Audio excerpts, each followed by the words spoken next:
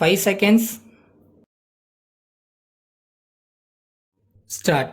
தலைவர் அவர்களே, விவாதத்தில் குறுக்கிடுவதற்கு மன்னிக்க வேண்டுகிறேன். உரை நிகழ்த்திக் கொண்டிருக்கிற மாண்புமிகு உறுப்பினர் சில பல ஐயங்களை எழுப்பி இருக்கிறார். ஆகவே அது சம்பந்தமாக இப்போதே விளக்கத்தை அளித்துவிட விரும்புகிறேன். அதன் மூலமாக அவருடைய சிறந்த ஆலோசனைகளை மேலும் அதிக அளவில் பெற முடியும் என்று நம்புகிறேன். தற்போது நாம் விவாதித்து கொண்டிருக்கிற சமுதாய நல வளர்ச்சி பற்றிய மானிய கோரிக்கை பல்வேறு திட்டங்களை உள்ளடக்கியது ஆகும் என்பதை முதலில் தெரிவித்துக் கொள்ள விரும்புகிறேன். அந்த திட்டங்கள் எந்த அடிப்படையில் அமைந்துள்ளன என்பதை நாம் பார்க்க வேண்டும். அவை எல்லாமே கிராமப்புறத்தில் நிலவும் வறுமையை போக்குவதை முக்கிய குறிக்கோளாக கொண்டுள்ளன. இந்த நோக்கத்தில் நாம் வெற்றி பெற 2 விதமான அணுகுமுறைகளை கடைபிடிக்கிறோம். அவை என்ன என்பதை பற்றி ஓரளவு விளக்கமாகவே எடுத்துச் சொல்ல விரும்புகிறேன். முதலாவதாக, ஒரு கிராமத்தில் ஏதாவது ஒரு பயனுள்ள பணியை எடுத்துச் செய்வதன் மூலம் அந்த கிராமத்தில் ஏழ்மையில் வாழும் மக்களுக்கு ஒட்டுமொத்தமாக வேலைவாய்ப்பு அளிக்க முயற்சிக்கிறோம். இது ஜவஹர் வேலைவாய்ப்பு திட்டம் என்ற திட்டத்தின் மூலமாக செயல்படுத்தப்படுகிறது. இதற்கு ஆகும் செலவில் 80% மத்திய அரசு ஏற்றுக்கொள்கிறது. இந்த திட்டத்தின் கீழ் எடுத்துச் செய்யப்படும் பணிகள் ஒப்பந்தக்காரர்கள் மூலமாக செய்யப்படக்கூடாது. அந்தந்த கிராம மக்களே பணியில் ஈடுபட வேண்டும். அதற்கு உரிய ஊதியம் அவர்களுக்கு அப்போதைக்கப்போது வழங்கப்படுகிறது. அந்த ஊதியத்தை இந்த ஆண்டு முதல் ஓரளவு உயர்த்தியிருக்கிறோம். இதில் கவனிக்க வேண்டிய மற்றொரு அம்சமும் இருக்கிறது. இந்த திட்டத்தின் கீழ் எடுத்துச் செய்யப்படும் பணிகளில் ஈடுபடும் ஆண் தொழிலாளர்களுக்கும் பெண் தொழிலாளர்களுக்கும் எந்தவிதமான வேறுபாடும் இல்லாமல் ஒரே ஊதியம் வழங்கப்படுகிறது. இந்த ஆண்டிலிருந்து குடிமராமத்து வேலைகளையும் இந்த திட்டத்தின் கீழ் எடுத்துச் செய்யலாம் என்று சொல்லி இருக்கிறோம்.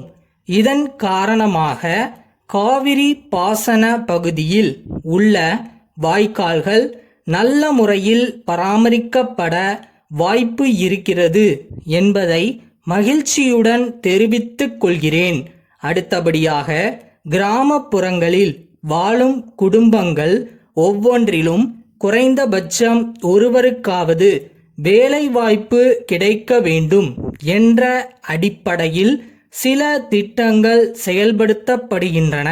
அவற்றில் ஒன்றுதான் மாண்புமிகு உறுப்பினர் குறிப்பிட்ட கிராமப்புற இளைஞர்களுக்கு சுய வேலை வாய்ப்பிற்கான பயிற்சி அளிக்கும் திட்டம் ஆகும். தற்கால தேவைகளுக்கு ஏற்றவாறு புதிய தொழில்களில் இந்த பயிற்சி அளிக்கப்படுவதில்லை என்று உறுப்பினர் குறைபட்டு கொண்டார். அந்த குறையை ஏற்கனவே உணர்ந்த அரசு புதிதாக 4 தொழில்களில் பயிற்சி அளிக்கப்பட வேண்டும் என்று முடிவெடுத்துள்ளது. அவை பற்றிய விவரங்கள் உறுப்பினர்களுக்கு வழங்கப்பட்டுள்ள கொள்கை விளக்க குறிப்பில் தரப்பட்டுள்ளது என்று சொல்லி இந்த அளவில் அமைகிறேன். நன்றி. சென்னை பாரதி சாலை, எழில் அச்சகத்தார், மறைமலை நகர், கக்கன் சாலையில் வசிக்கும் ஓவியர் திரு கலைதாசனுக்கு 6 ஜூன் 80 தேதியிட்டு எழுதிய கடிதம். ஐயா, வளரும் கலைஞர் ஆகிய நீங்கள் ஒரு சிறந்த படைப்புக்காக அண்மையில் பரிசு பெற்றிருப்பது குறித்து எங்கள் மகிழ்ச்சியை தெரிவித்துக் கொள்கிறோம். நீங்கள் நாட்டம் கொண்டுள்ள இத்துறையில் தொடர்ந்து பல பரிசுகளை பெற வேண்டும் என்று வாழ்த்துகிறோம். வரும் ஆண்டிற்கான நாள்காட்டிகளை தயாரிக்கும் பணியை ஆரம்பித்து விட்டோம். தொழில்துறையில் புகழ்பெற்ற பல நிறுவனங்கள் தங்களுடைய வாடிக்கையாளர்களுக்கு அன்பளிப்பாக தருவதற்கான நாள்காட்டிகளை தயாரிக்கும் பணியை எங்களிடம் ஒப்படைத்துள்ளனர். அத்தகைய நாள்காட்டிகள் ஒவ்வொன்றும் 6 தாள்களை கொண்டதாக தயாரிக்கப்படும். அந்த 6 தாள்களில் ஒன்றிலாவது உங்களுடைய ஓவியம் இடம்பெற வேண்டுமென நாங்கள் விரும்புகிறோம். அதையே எங்களிடம் பணியை ஒப்படைத்துள்ள நிறுவனத்தினர் பலரும் விரும்புகிறார்கள் என்பதை மகிழ்ச்சியுடன் தெரிவித்துக் கொள்கிறோம். இது சம்பந்தமாக உங்களோடு தொடர்பு கொள்ள விளைகிறோம். உங்களை எப்போது சந்திக்க இயலும் என்பதை தெரிவிக்குமாறு கேட்டுக்கொள்கிறோம். தங்கள் நம்பிக்கையுள்ள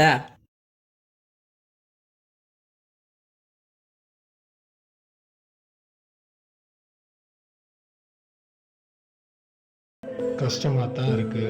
அதுக்காக அப்படியே விட போறியா? இது உன் வாழ்க்கை. உன்னால் மட்டும்தான் மாற்ற முடியும்.